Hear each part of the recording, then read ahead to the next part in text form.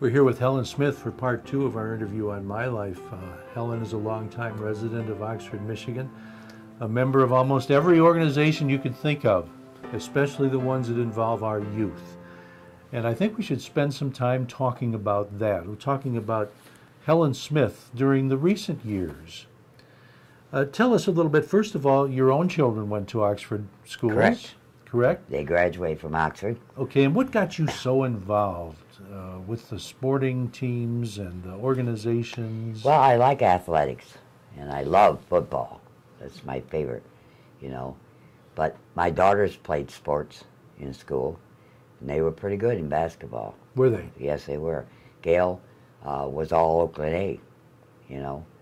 And you didn't have any boxers in your... No. Well, your uncle fought Joe Louis, I heard. Yes, he did. And in fact, when my uncle passed away, he fought Jack Dempsey. That's who he shot. Jack Dempsey. Dempsey, Sharkey, Furple, and I forgot. It's out there on the wall, you know, with a picture of him. And one thing I remember, and here I was young and he's old, you know, in his late 70s in there. But his hands would take 3 of mine to make his. I mean, they were big. And he fought he fought Dempsey. And Jack Dempsey came to his funeral. They were close friends. Really? There's a picture on the wall out there with him, with Dempsey. We'll have to get that before we go. Yeah. Yeah. And we had, and Uncle Homer worked at the Pontiac State Hospital. Mm-hmm. I mean, Uncle Austin, I'm sorry. Uncle Homer was the prize fighter. And he was an old bachelor. And he'd walk from Pontiac to Oxford. That's a long ways. I'll never forget the day he pulled up in front of the house and he had this little Crosley.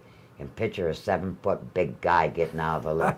I just stood there and laughed and laughed and laughed, you know. You know, and he will always like to wear coveralls. Completely different from... We had a quite unique, different family, you know. I mean, they were kind of weird in some respects. Well, refresh my memory. How many children did you have? I had 3. 3. Were 3 they girls. 3 girls? Okay, they were all girls. And some of them basketball players. Yes, and softball players. Softball players. Yeah. They didn't have some of the other sports for girls. Those were the only 2 they had. Okay, so tell me about some of the organizations you were a member of while they were playing sports. No, I was involved in the starting of the Oxford Wildcat Booster Club. Mm-hmm. And we got that started to give extra things to the sports that they needed. They'd come and ask for money, you know. I mean, it's like the soccer goalposts the Booster Club bought.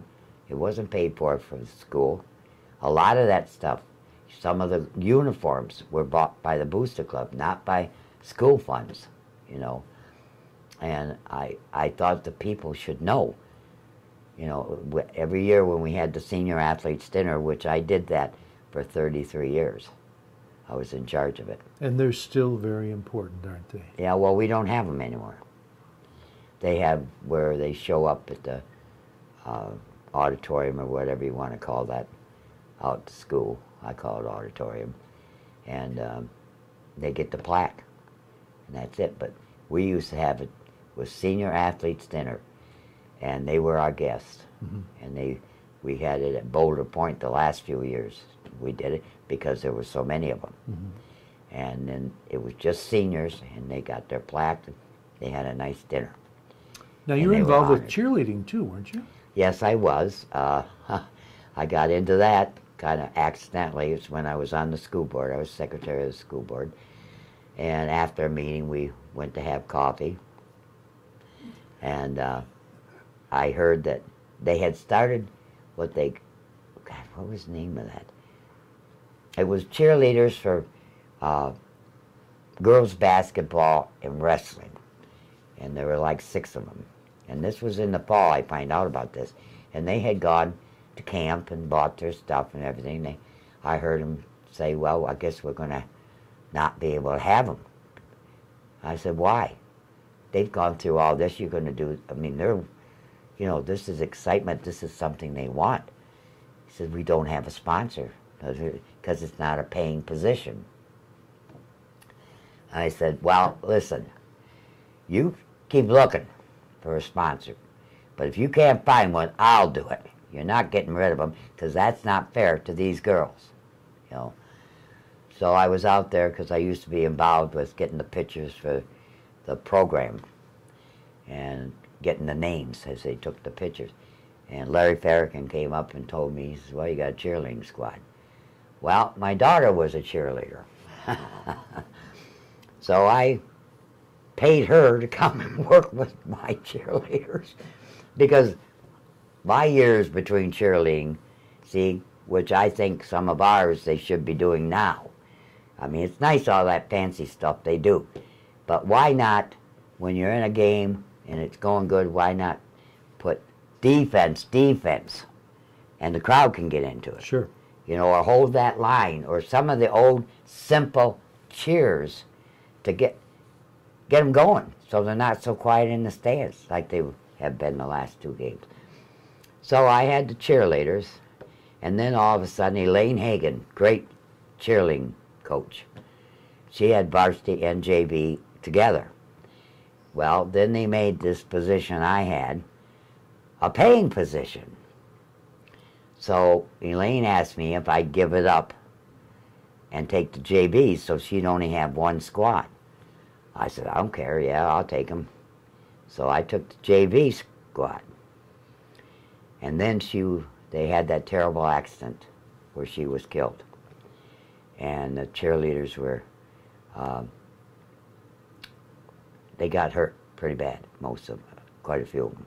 Tell me more about that. I'm not familiar with it. Well, they were going to cheerleading camp. And they were, I think they were on 59. So this was an automobile accident. Oh, yes. Oh, yes. And I got a call and went down to the hospital. I knew Elaine's folks, and they got there, and then they pronounced that she was gone. Yeah. You know, and I think Larry Farrakhan was there and everything. Well, it was sad. I've got a picture of the girls up there, and that was the year that they just sat on the ground in a circle to have their pictures taken. Mm-hmm. And so did some of the girls in fact, lose one their of the lives girls too? that was in that accident that got hurt, her brother worked for the Oxford. Who used to do all the stuff for Oxford? I don't know. I'm TV? kind of new myself, so I'm not familiar. Used to do all the filming.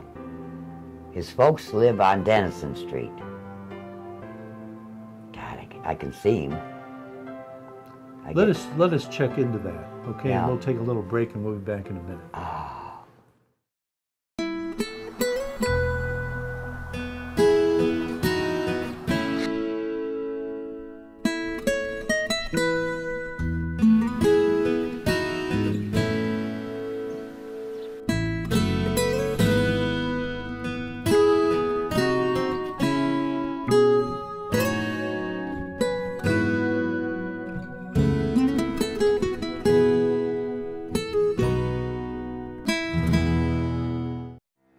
Back with Helen Smith. You were trying to remember who of our organization was related to somebody. Yes. That it was Jamie Hughes. Right. And who works for us now. And his sister was in that car accident, you know, as a cheerleader.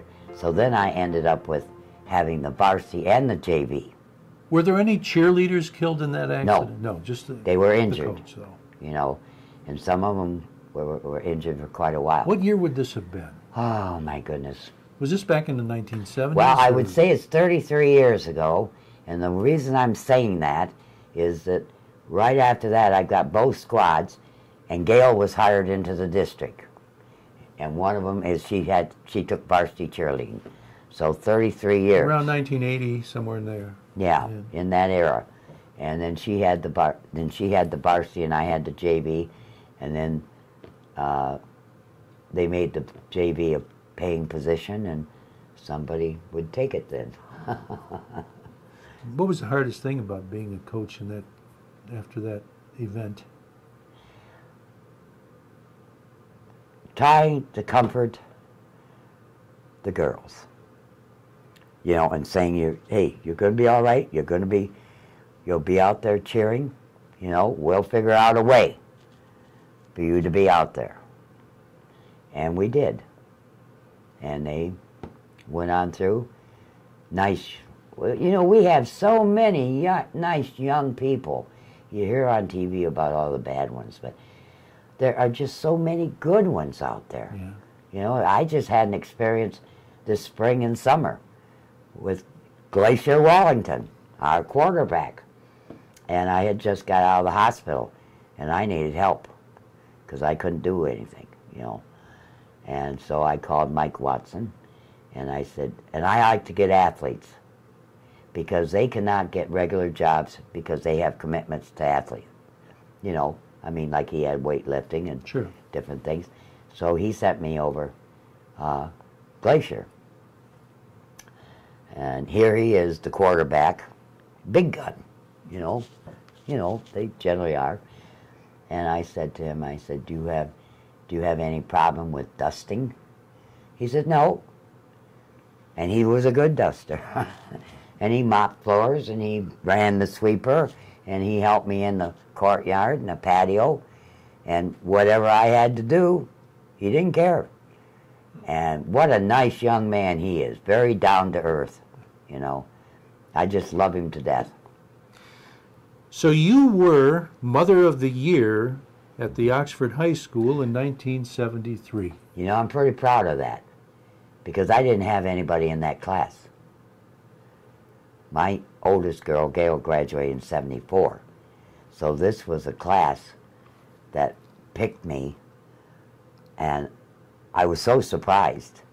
But, you know, to be Mother of the Year named from a class that you don't have anybody involved in is pretty special. And that was so nice, and then I got to go to the races. The horse races? Yes, it was sponsored by... Did you win any money? I did on the Mother of the Year race because I put $2 on every horse. That's the only way. I had to win one race. I'm not into horse racing, you know. You know. Tell me something. At that time, when you thought back about your own childhood, Mm-hmm. how did that make you feel? Oh, I just thought it was so wonderful that they picked me. You know, I mean, I was very involved with the athletic department and anything that had to do with the kids up there. And to be honored like that was just touched my heart, you know. It's like this throne I got. Tell me about that. Well, I have to say, I go to the football games. I always had this one place since they built the stadium that I sit. And it's just past the south of the press box where they walk down. That's where I sat. And I have this trouble with walking. I have this trouble where my legs are never going to be getting up when I sit low. And but Ron Roop, always there, kind of protecting me, I think, would help me get up. And then I went to homecoming, and two special things for homecoming.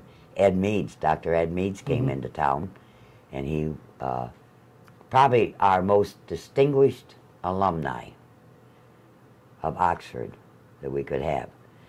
And with Dale Soswadell, he lives in Oxford, and we met at, Soz had called me and said that Ed was coming to homecoming. So I got him in the gate. I get to park by the concession stand so I don't have so far to walk. They're very good to me, very good to me.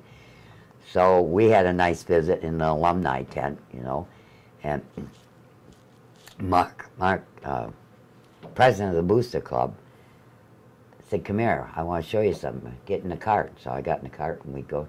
And I said, "What?" He drive me up, and I'm looking, what's that? And they had built this throne. And it is like a throne. It's big and it's high. And then this man, and I can't remember the name, he does all the carving by James. Yes. Gary Zimmerman. He had done this beautiful Wildcat on it, and with Oxford Wildcat underneath it, you know. And then on the back, they put my name, class of 1952. And then one lady in the Booster Club, her mother, made these cushions for it. You just can't believe. I was speechless. So it's my throne, and they get it out for the home games. And it was so nice because I sat there, and that was the first time that I sat there that my back and neck didn't hurt me. Now, does all this have anything to do with your being a charter member of the Athletic Hall of Fame since 2010? No, that had to do with my years with the Booster Club, because the Booster Club is the one that did the chair. They said, we got to have this chair. And because I had been in the Booster Club for, well, I still am a member, but I don't go to the meetings, you know. I was in the Booster Club probably 40 years, you know, from the time it started. And, you know, whatever there was to do, we did. I can remember selling tickets on the game ball at the football games, you know. And whatever there was to do, we did, and we did it for kids. And Lee Knopfs was athletic director for most of my years in the Booster Club, and he was a wonderful athletic director. You know, he's somebody you might want to talk to, because he could tell you stories about athletics in Oxford, you know. You've seen a lot of changes in Oxford through all those years, haven't you? I'll tell you what, I'm glad I grew up when I did. It was so nice because you could go to the movie and walk down Burdick Street home in the dark and not worry. You know, I just feel for the young people today that they have to be so cautious because of all the perverts out there. We had a good time. We'd get in our car and go down from Mechanic Street, you know, and then we'd go up to E Street and just go back and forth, turn around, go back. We're going to take a little break. We'll be right back with Helen Smith. Take off your hat, throw it in the corner. Take off your hat, throw it in the corner. Take off your hat, throw it in the corner. I don't see why you should stay a little longer. I'm talking about Boozoo. Woo! Boozoo, that's who.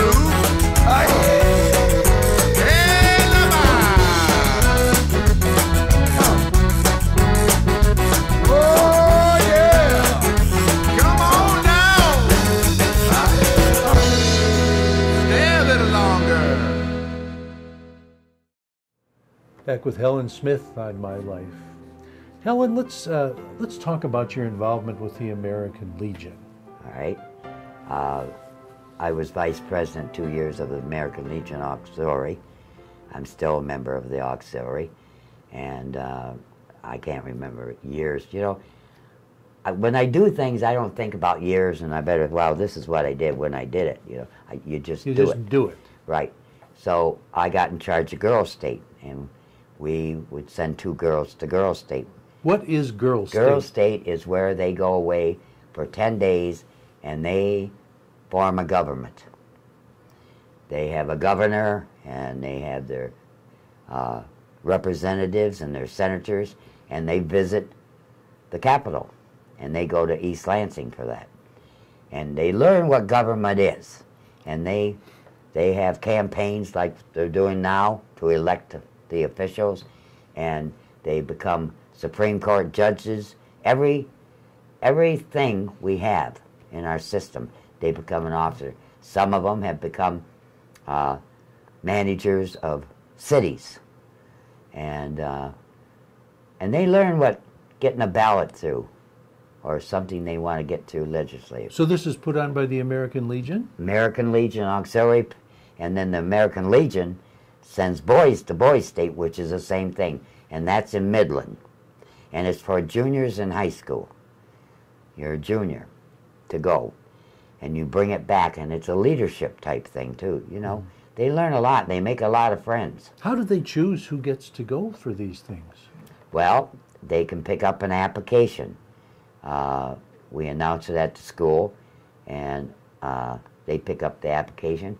And to be very honest with you, I make the final decision. Okay, so you review the application. Yeah. Does this and cost, I talk to the counselor. Does this cost them anything? No. Sounds No. like a good civics lesson. It does not count them, and we have sponsors. The Women's Club helps sponsor the girls, and the Rotary Club, and also the Legion has what they call Student Trooper, and that's for young men or women. And we had 2 go this year, and they go to the Michigan State training. I forgot how many days right now, but they go over and train at the Michigan State Troopers training. Oh, do they? In Lansing, yes. And the American Legion has that. And the Rotary Club, Oxford Rotary Club, helps sponsor all of them. And so does the Auxiliary, and the AMVETS, and then the American Legion. And this way we can we split it. And the Women's Club just sponsors Girls State. Yeah. Now, you've been connected with the Oxford Rotary Club. You're an honorary member, I believe, now. And Yes. you got the Paul Harris Award and the G.E. Meads Award. Yes. Tell us more about that. Well, I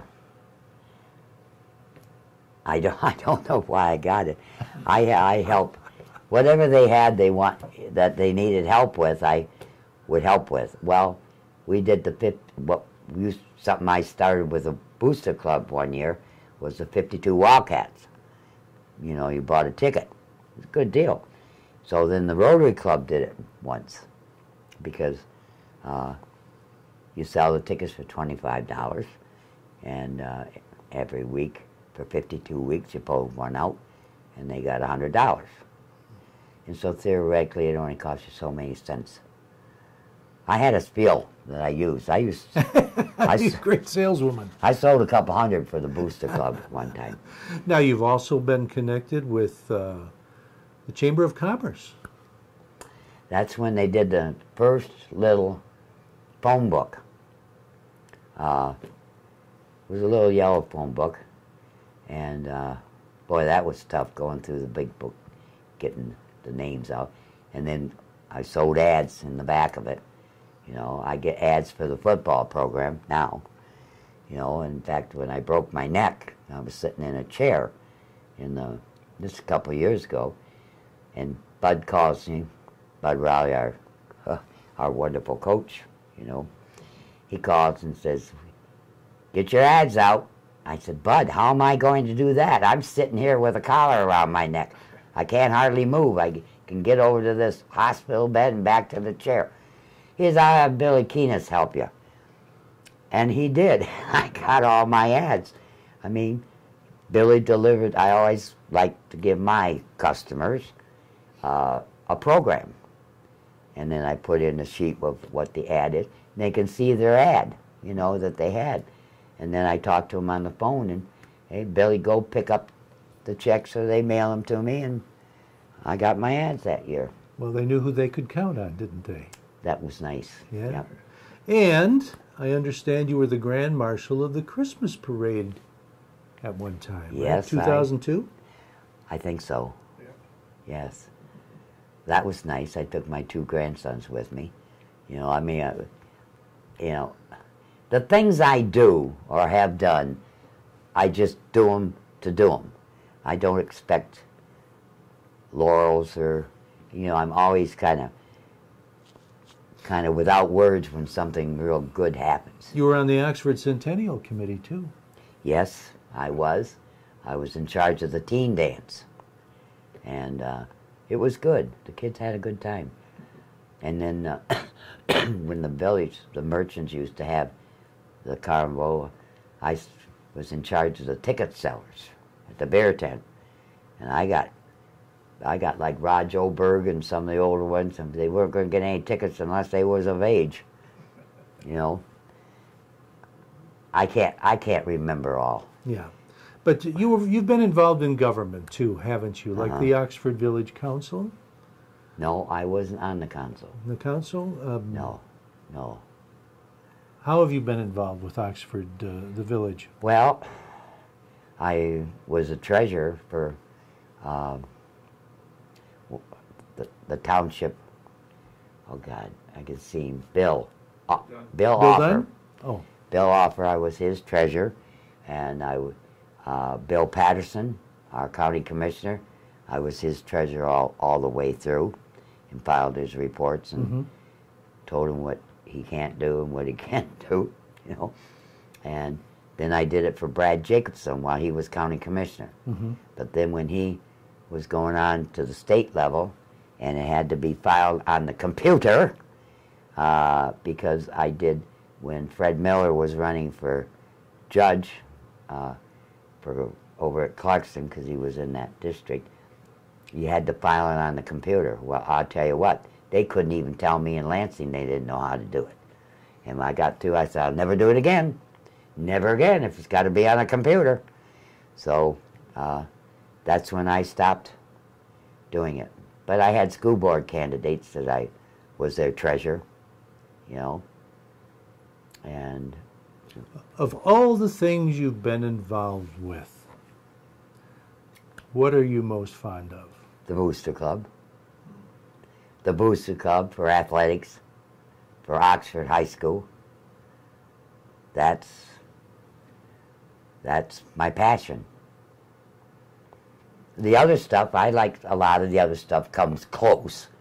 You know, I mean, like the American Legion for Girls State, Boys State, and Student Trooper. That's probably second on my list, you know. Anything involving the youth is my passion. You've been involved in a lot of things, but what do you enjoy doing most right now? Well, there isn't much I can do, you know, because I can't get around. I used to love to bowl. You know, I was a pretty good bowler. I averaged about 175, you know, but of course I can't bowl anymore. And I bowled for, oh God, 50 years at Collier's. Well, I think you're still a pretty good cheerleader for Oxford. Oh, yes. Oh, yes. And I've seen you at one or two community meetings. Oh, yes. I know you're a little shy and you hesitate to express your opinion from time to time. Not really. Not really. You know, my feeling is if everyone would speak up, whether I agree with them or disagree with them. I mean, I'm sure there's things that I agree that you do not agree with. But if we all would stand up and speak our piece, we would get what we should have. It takes a village, and we're all a part of it, huh? That's right. Well, I'd like to see the village and the township be one. Yeah. I said that many, many years ago. That's a subject for another show. Maybe we'll come back and talk about that. Helen Smith, it's been a real pleasure. Thank you for having us over at your house. Thank you. I couldn't understand why you wanted me. But We'll see you next time. Thanks for joining us.